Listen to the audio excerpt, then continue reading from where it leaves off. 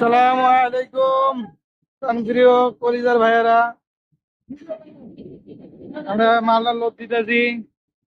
এই যে দেখুন, ইমেজ ব্যাচ লোড দেওয়া হইতেছে। নয়, এই কাপড়টা ভালো হয়েছে তো, এই জন্য আবার নতুন করে কেমিক্যাল দিয়ে সাদা করা হবে।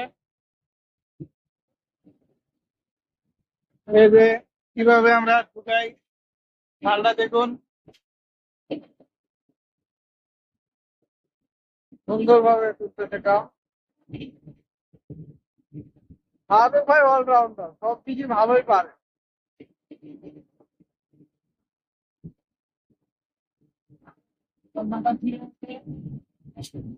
এটা হলো সোনো এইট রিমেজ, এটা হলো কালার ব্যাচ।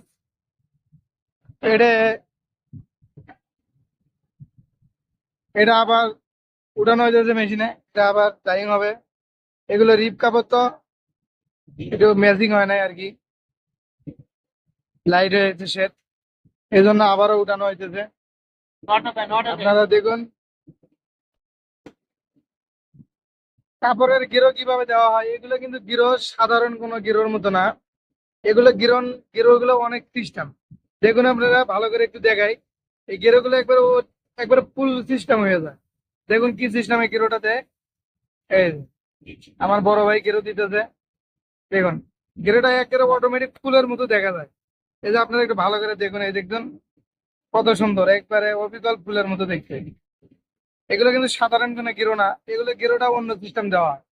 এগুলো গিরো যত টান পড়বে তত আরো মজবুত হবে, এগুলো আর খুলবে না।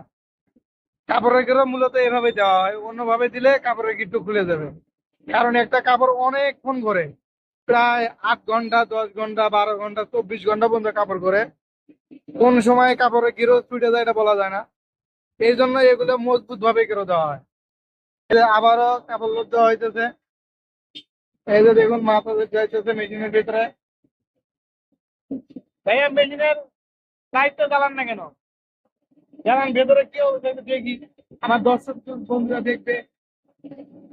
এই যে মেশিনের ভিতরে আলো তেমন নাই বলতে চলে, যাই হোক তবু যা আছে ভালোই আলো আছে। হ্যাঁ।